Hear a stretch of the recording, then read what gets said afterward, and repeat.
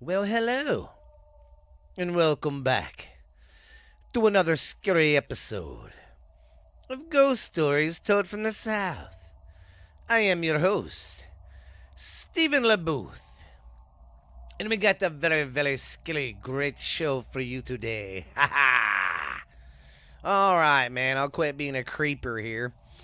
I'm glad you're here. Sorry that its 200th episode has taken me so long to get together and do. But it's a big one. And the reason I've taken almost 2 weeks to get this one together, it's because I wanted it to be special. This is a milestone for Ghost Stories Told from the South because it's the 200th episode. That means 4 years I've been doing this. 4 years my faithful fans have been listening, and the show's been growing. And right off the bat, I just want to say thank you all. And at the end of the show, I'm going to send shout outs to every country that subscribes and follows me. And we got some questions people sent in to answer and stuff. So, I got a great show for you to celebrate the 200th episode. I'm so pumped, but I'm not going to lie. This is my 200th episode. You wouldn't think I wouldn't be nervous or scared, but I've been nervous and scared getting this one together because it's the 200th episode. This marks a milestone of 4 years and 200 episodes. A lot of podcasts don't make it this far. And I'm very proud of myself, and I'm very proud of you guys for sticking with me and sticking through this because it's growing and growing every day. And I just want to say thanks, and I appreciate it so much, guys. It's awesome. Very, very, very, very awesome. Like I said, if you want to send anything, send me a message. It's all lowercase, Ghost Stories Told from the South at gmail.com. Send in a story. Tell me to F off, or if you say my show sucks or it's good, whatever, I don't care. Send me something, or you can go to Facebook, Ghost Stories Told from the South, and DM me there. So, yes. But today, I'm not going to do my usual stuff. Today, I'm going to do some of the top urban legends in America. So, it ought to be a great show today, guys. I'm pumped. I'm kind of nervous, but I got my iced coffee here. Got me some water. It's going to be about an hour show, guys, so strap in, get ready, because it's going to be a good one. 200 episodes, baby. Like I said, a lot of podcasts don't make it this far. All right, man. Well, you guys know the routine. Why don't you strap in? Why don't you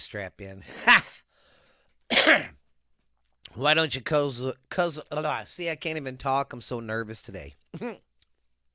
All right. Anyways, why don't you get you a nice warm blankie, toke the fire a little bit, get it going, and get you some coffee, get you some nice warm coffee, or some tea if you like, and get ready to be scared. All right, man. Let's get on with our urban legends. What do you say? All right, guys and gals. Oops. Our first urban legend comes from Alabama. Hell's Gate. Okay. Alabama's Hell's Gate. Generally accepted story of Hell's Gate's Bridge starts in the 1950s, according to the Oxford Paranormal Society. A young couple driving over the bridge somehow drove their car off the bridge one night and they both drowned. There are two legends associated with its Hell's Gate Bridge. One, that if you drive your car out to the middle of the bridge and then turn off your lights, the couple will magically appear in your car and leave a wet spot on the seat. The other, which is how the bridge got its name, is the belief that if you drive over the bridge and look over your shoulder halfway through, the scenery behind you turns into a portal to hell engulfed in flames. Potentially to curb ghost hunters and bored teenagers, Hell's Gate's bridge is closed to cars. According to the Anastasian Star, it is in such disrepair that walking across is strongly discouraged. Now, this next one's from from Alaska, and I hope I'm saying it right. The Kashtaka of the Alaskan Triangle. The Alaskan coastline is over 33,000 miles long. Everyone knows the story of the Bermuda Triangle, but you might not know about the Alaskan Triangle.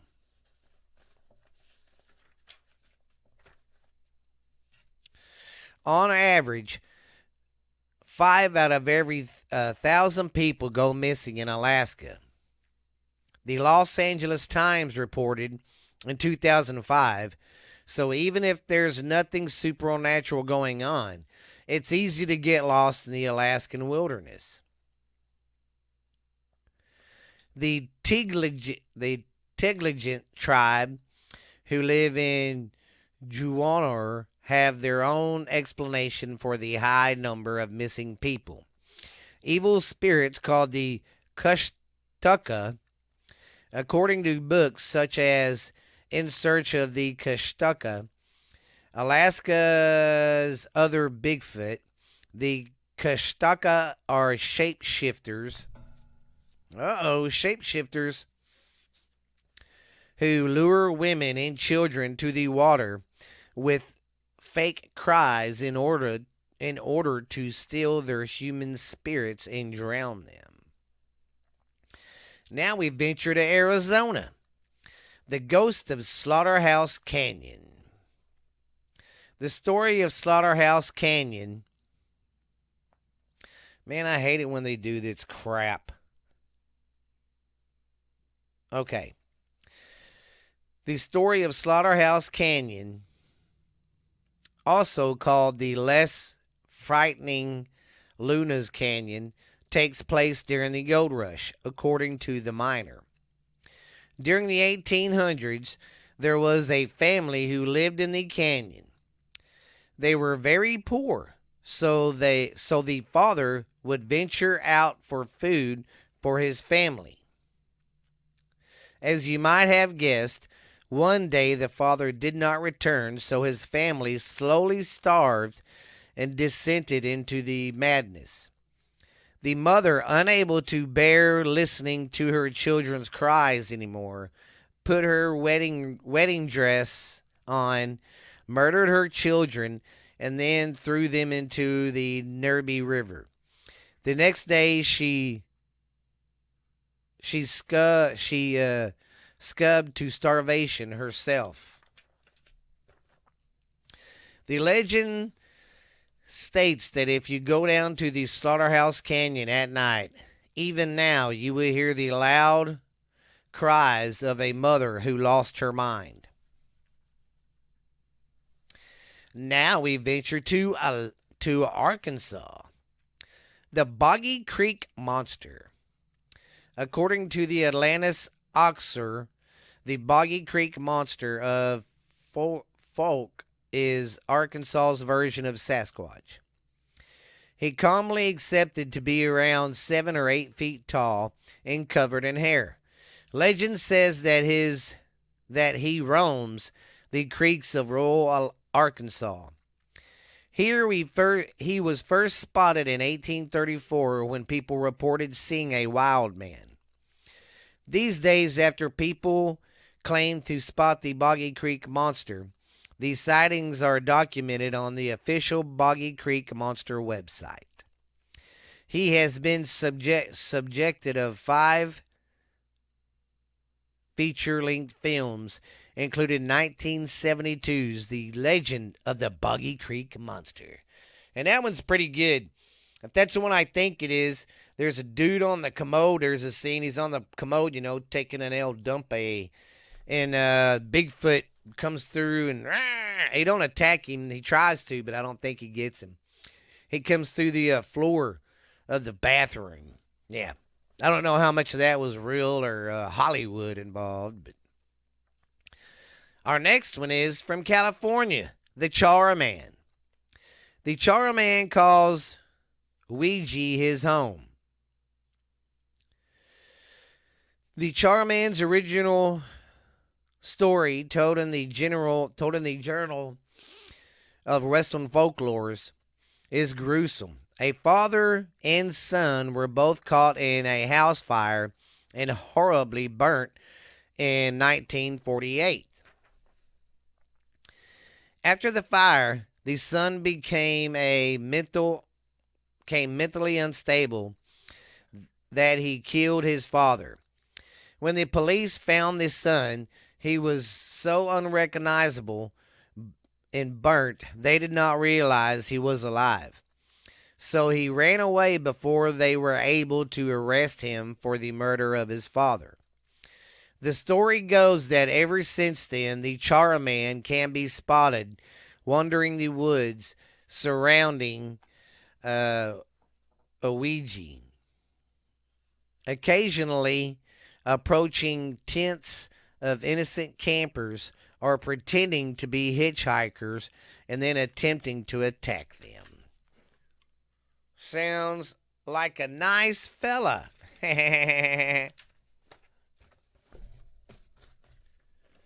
Okay, let me get my other stories.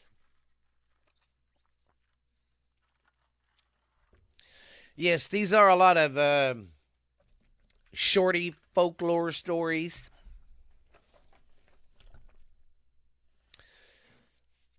Let me get my bite of the focals.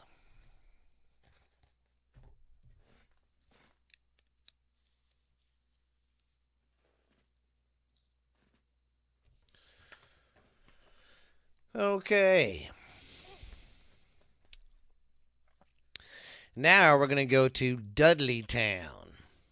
There is one eerie town in Connecticut that locals refer to as Dark Vortex. Rumor has it that if any visitors steals an artifact from the area, they will have horrible curse put on them. Moreover, visitors have reported seeing orbs of light, wolfish black shadows, and hearing disembodied voices. The Topper is a mysterious group that calls themselves the Dark Forest Association that regularly patrols the grounds. Excuse me. Now we're going to talk about the Arizona Skinwalkers. Driving through a desolate desert at night is creepy enough.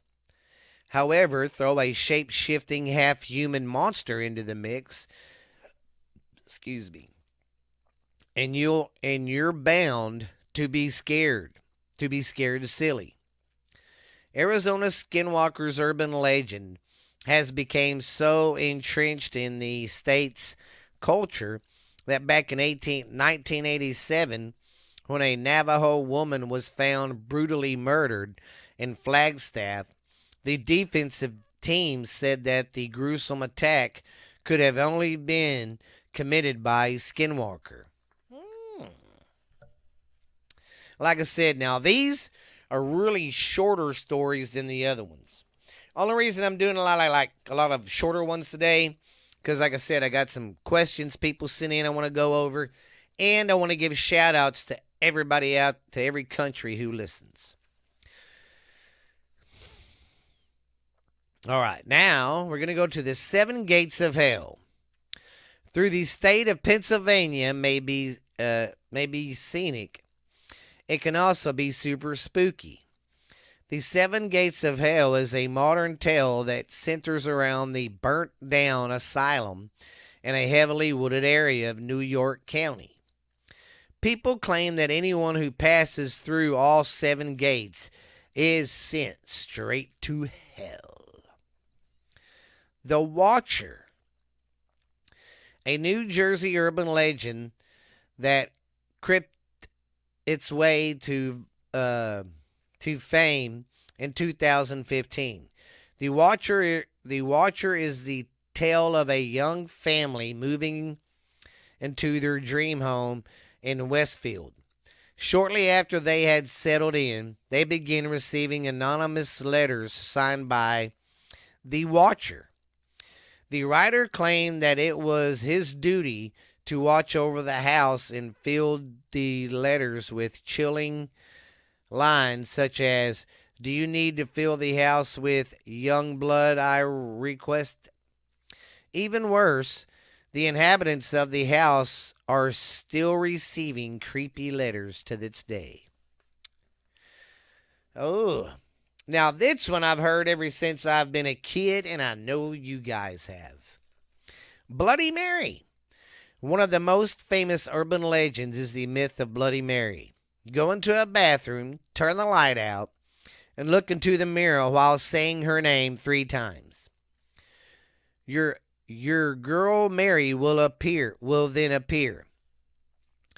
In the earliest versions of this tale, the story goes that the unwedded woman would see the face of the man she'd marry in the glass.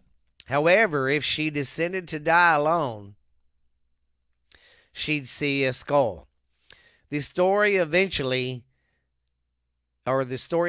into something more sinister, where participants would see the bloody face of the evil spirit. Do you dare? Now, when I was a kid, we were always told that you close your eyes, you say Bloody Mary 3 times, and you'll see eyes in the mirror. Or, she'll scratch your tongue. Of course, we was at church. We was at summer camp one year at church camp, and of course we were kids and did it. And right when we opened up our eyes, the first guy screamed. So nobody really kind of said, "Well, I've seen something," because we were all young. And right when, like I said, the first guy screamed, we all went "ah" and ran out too. So, we were fucking like 9, 10, 11, So, that one's a old one that's been around forever. The 13th Child, the Jersey Devil. This one's been around for a long time. Way back in 1735, a woman lived in the expensive woods of New Jersey. Secluded pine barrens cursed the birth of her 13th child. Born a freak of nature, the bat-winged and cloven-hooved creature has been terrorizing the area ever since. Sightings became so widespread that it's rumored that the Philadelphia Zoo posted a $10,000 reward for the capture of the beast. Wow. All right, now here's another legendary story that I've heard since I was a kid. And the only reason I've heard about this since I was a kid is because I live in Texas. And there's a lot of, Mexican families around here. And I had a lot of good Mexican friends. Well, when I always would hang around them, and I'm sorry if I'm saying that wrong and not being politically correct. I'm not racist or anything.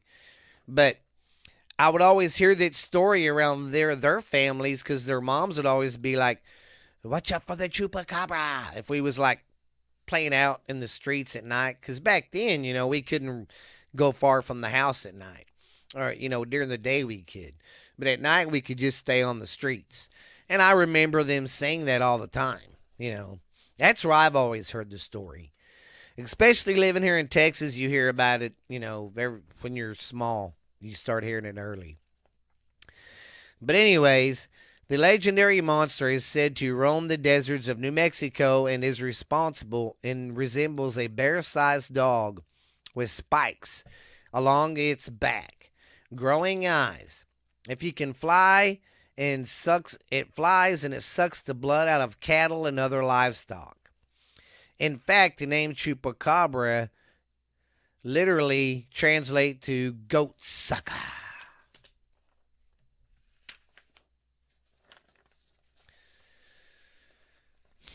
Okay, our next one is the licked hand. If you're a pet lover, skip on the next tale, please. This brutal urban legend depicts a scared young girl who is spending the night home alone for the very first time. While trying to sleep, she hears an anonymous dripping noise coming from her bathroom.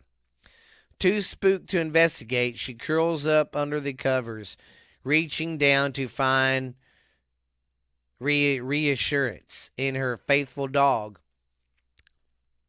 who licks her hand from the floor.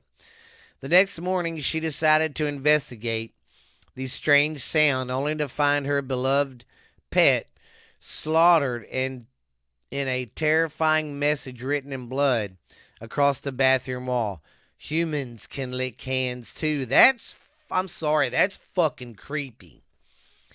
That is creepy. So while this girl supposedly was home alone, heard a noise, put her hand down, thought it was her dog licking her hand. Nah, it's a human. That would creep me out. I would move and never return. Now we have the Polybus. Vintage video gamers have been talking about these strange arcade games since the early 1980s, called Polybus. This game supposedly has strange and sometimes lethal effects on its players. It can prompt feelings of amnesia and discoordination, and even suicide. Moreover, man would occasionally visit arcades to gather data from its game before vanishing. Was the game some type of awful CI experiment? Sadly, since the arcades are a thing of the past, we would never know. Now, this one I've heard ever since I was, in like the first grade. I remember hearing it. It's called The Hook. And this creepy urban legend tells the story of a serial killer with a hook for a hand. This slasher would attack couples in parked cars in remote areas. One time, a couple heard a scraping sound on their car door and drove off in fear. When they were a safe distance away, they got out to inspect the car and found the serial killer's hook locked onto the door handle. Yeah, I've heard my dad, everybody. I've had my teachers would always say that one around Thanksgiving. Around Halloween all the time. That one I heard all the time. Now we got one called the Spider Bite. If you hate spiders, keep scrolling. This one will surely keep you up at night. As the story goes, a woman traveling in some foreign land returns home with a big pimple on her face. Despite her many attempts to pop the zit, it turns into a huge boil. One night the boil pops and hundreds of baby spiders emerge from the woman's flesh. Yeah, I've heard that one before.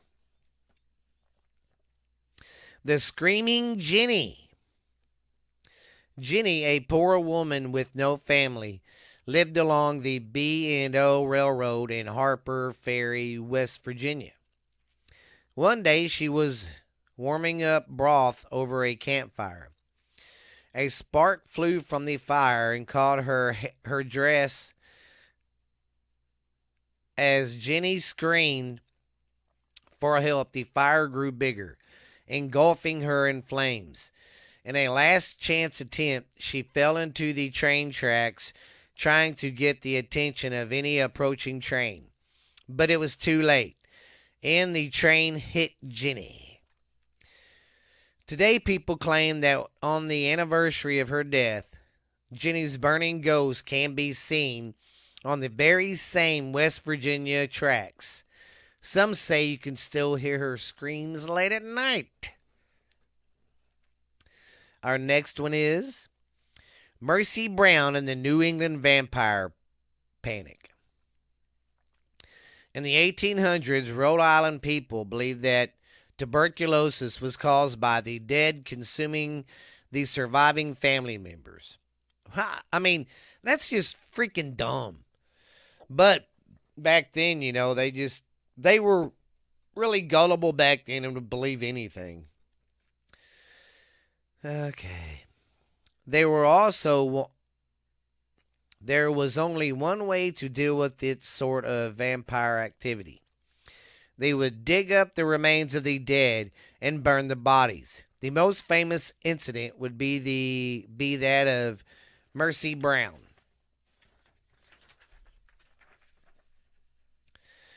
Mercy's whole family got tuberculosis, and it was assumed that she caused it to happen.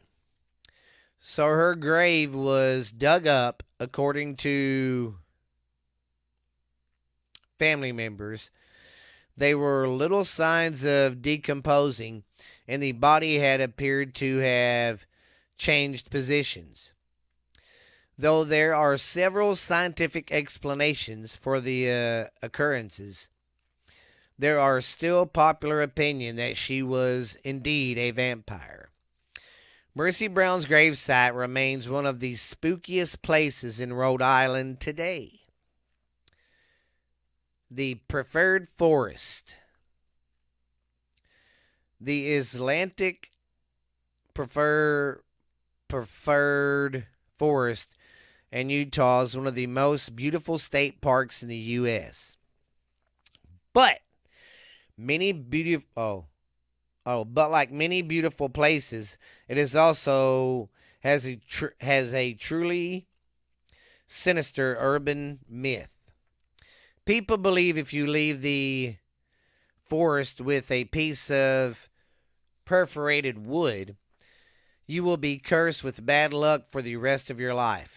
While there's no proof that the legend is true, we advise leaving petrified wood behind if you visit the park. The Mini-Washita, the Missouri River Monster. The Mini-Washita is one of many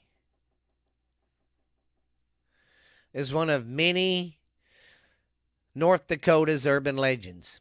In the spring, the creature swims upriver, breaking up the leftover ice from the previous winter. Sounds harmless, right? Wrong. The story goes that if you see North Dakota's most famous legendary monster in broad daylight, you go insane. Well, guys, that's not the end of the show, but that is the end of the stories for today. So I hope you enjoyed them. Like I said, it was just some small ones I was going to do because I got a lot of other stuff to cover too, since this is episode 200, baby. All right, now we are going to do some questions. And I'm not going to tell the people's names on here because I don't know if they want me to. I don't know. Call me dumb. But when you send a question or something in, if you say it's okay, I use your name, I will. All right. Our first question is, I love the show, man. Is Lexi ever coming back? I don't know because she really don't live here anymore. She's like 21, going to be 22 in September. And she's working full time, so it's kind of hard for her to come in sometimes. But I might try to get her to come in here and cut a couple episodes for you guys because I know y'all miss her because she was here from the get-go with me. So our next question is, how much work is it putting your podcast together? Well, it's a lot. Because people think, when you do a podcast, I just get up there and talk. Well, first off, you got to have some idea of what you're going to talk about or what your show's about. Then, once you get that established, you got to get a name for your show. Then once you get that, you start doing your research. You got to format your shows. So, it'd take me one afternoon to kind of dig through some stories and print them all out and get ready to do like 2 or 3 shows. It'd take me an afternoon to get all the research together. Then once I do that and all that, then I have to go and, do the show, talk the show, do it. And then once I do it, I got to go back and edit and do the editing and all that. And then I go to my platform of Transistor. And what they do is I put all my stuff on there, and this platform puts it on Spotify, all the places where you listen to the podcast. It puts them on there. And then that part's done. Then when I got to do my video, when I do the YouTube videos, which I have to get caught up because I'm on, I think on YouTube it's 198. So I got to get 99 and 200 on there. But when I do a video on there, I have to edit it, get it all ready, cut stuff out or whatever, and then put it up for YouTube and get it ready. So it's not a very easy progress. I can't just sit here and go, oh, I'm ready to go. I got to do some digging. And I try to do some good digging and do stories that you ain't heard of. I know I've probably covered some stuff more than once, and I'm sorry if I do. But it's a lot of work, but it's fun. It's rewarding to me when I hear it put together, and then I go on Spotify and listen to it like, oh, man, that's a finished product. It sounds awesome. So I enjoy it, but it is a lot of work. So, yeah. All right, our next question. Where do you find your stories? Well, I just go on the internet and just look up scary stuff in different towns, cities. And sometimes while I'm at work, if I have time, if I got a pretty slow day, I'll watch YouTube while I'm working, and I'll look up places that cover scary places or stuff like that. Them little short videos on YouTube that are like, I don't know, 15, 20 minutes long, maybe less than that. And they do about a minute little story about whatever scary part of this town is or whatever. I'll get my information from there too. I'll just sit there and look up a bunch of stuff or write down what they talk about, and then I go back and look it up. So that's where I get a lot of my stuff. And like I said, guys, if you guys have a personal experience or a story in your town, send it to me, man, or send me the link. I'll talk about it and all that good stuff. All right, our next one is, thanks for doing the podcast. Great show. Are you ever going to have shirts? Yes, that's another thing I'm really going to try to do this year. Is get some shirt designs going and maybe try to sell some shirts, see how that goes. You guys reply to me, let me know. And then our next one is, will you ever tell a person's story, personal story? Oh, I sure will. Like I said, if you guys send me your personal stories in, I dang sure will talk about them and all that stuff. So just send them to me. Let me know if you want me to use your name. If not, I won't use it. But I'll still tell your story. Um, our next one is, hey man, I love the show, Stephen LaBooth. It's awesome. Uh, what does it say? Oh, my question is, what is the limit of the story you would talk about? Like, if it's too gory, or what if something happened in it that was too gory? Would you talk about it? Well, yes, I will talk about it. I mean, it's part of the paranormal world, so yes, I would talk about it, no matter how gruesome the story is. All right, our next one here is, hey man, love the show. It's freaking awesome. Don't care about what the haters say and the negative response you get sometimes.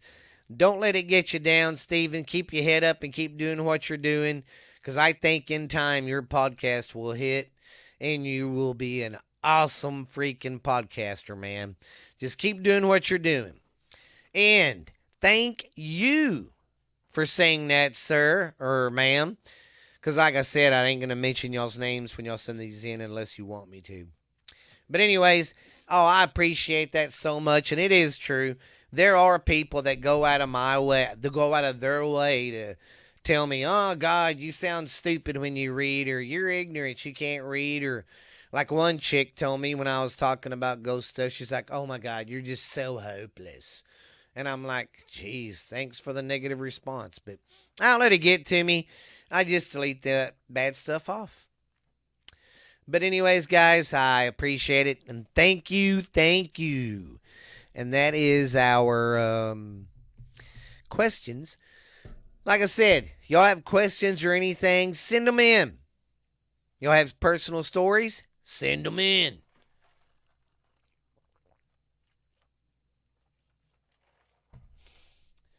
All right. Now, like I said, I'm not going to break down the cities in some of these or countries, because there's a lot. Like in America, I'm not naming every fucking state. All right, guys. We're going to start from number one, the number one country that listens to me, and we're going to go down.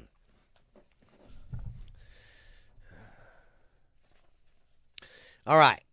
The United States. A big thank you to everybody in the States who listen to me, man. I appreciate it. Thank you. Thank you so much for the love. It's awesome. Canada. You guys. You guys are another good following I have, and I want to say I thank you and appreciate you so much. The United Kingdom. That's freaking awesome. Thank you guys so much. Singapore. Thank you. Spain. You're awesome, guys. Germany. I really want to send a shout out to Germany and Hesse, Germany. Whoever listens here, and it's a group of people, and I hope my popularity keeps growing in Germany. I think that is awesome.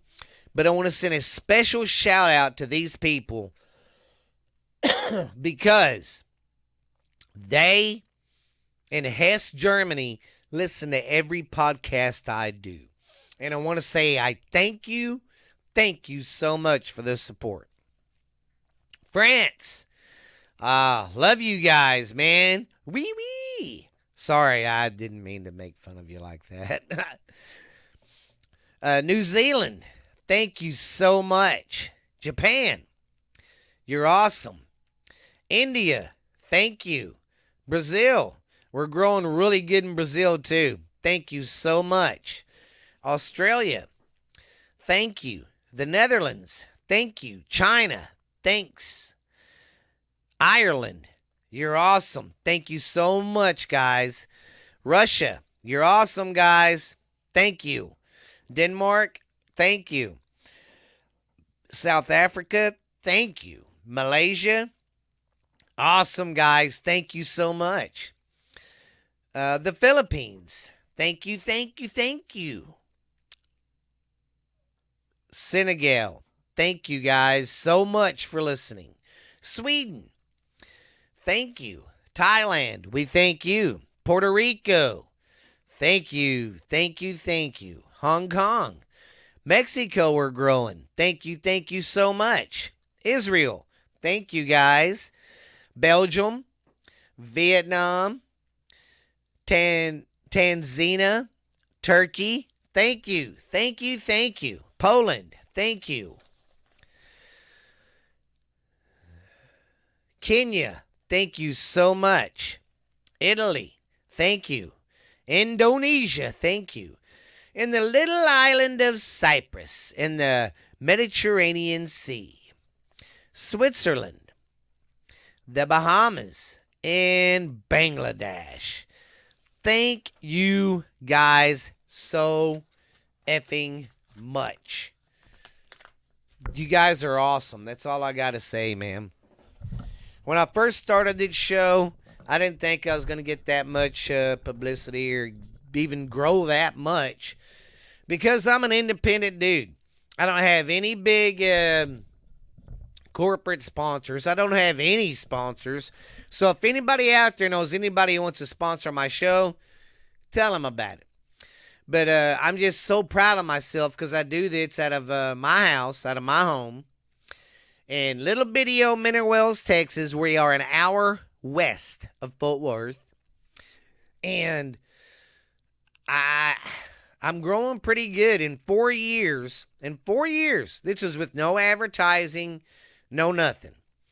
I've got close to 200 followers on Spotify, and I want to get that up to 500, guys, so let's work on that. And some of my other ones, I'm up to 100 followers, 150. So it's amazing because I don't advertise. I do this all on my own. And it's you guys who advertise for me doing the word of mouth, telling people about it. So keep doing what you're doing, telling them about my show. Let's get this sucker going good because I love doing it, and I know you guys love it or you wouldn't keep listening. And my YouTube page is up to 200 followers, I think. So, guys, please go check that out. I don't do many videos on it because for some reason people don't like it when I do videos. I guess I'm just ugly and they don't like me or I look like a monster. I'm just kidding. No, but I don't because of that reason. But it don't bother me. It's all right. But go check out the YouTube page, guys. Please, please, please. And I'm going to close out the show giving you a little bit of information on me. I live in Mineral Wells, Texas. Like I said, it's an hour west of Fort Worth.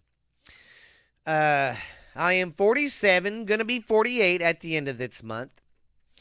And I just love the paranormal. I love ghost stories. I love that stuff. And I stumbled onto this podcast and stuff a little too late. I got into the game. But it's all good. I'm still going. Because here's what I'm proud of. Go back and you look of how many shows have stayed on for 4 years. Only the big time guys have. So, and my real name is Stephen Booth. I have 3 children. Of course, Lexi's my oldest. She's out of the house. And I've got 2 more, Stephanie and Jackson, 14 and 12. And you've heard Stephanie, and she's been on the show with me before. Great kids, awesome kids. They have their own podcast too. So yeah, man. I'm about 5'9". I'm kind of I'm not like short. I guess I wouldn't say average, but I'm just a typical dad with the typical dad body, the little beer belly going on that people say is so sexy. And I'm like, whatever. But yeah, I'm just a typical dude, man. Easy to get along with, easy going. Just an all around try to be a good person. But yeah, I really don't know what else to say about me. I don't know. Let's see. I like college football. I like the NFL, but I like college football more. And basically, I like doing this podcast. I love podcasting. That's why I got two. I got really five podcasts I do. Two of them I do on a regular basis.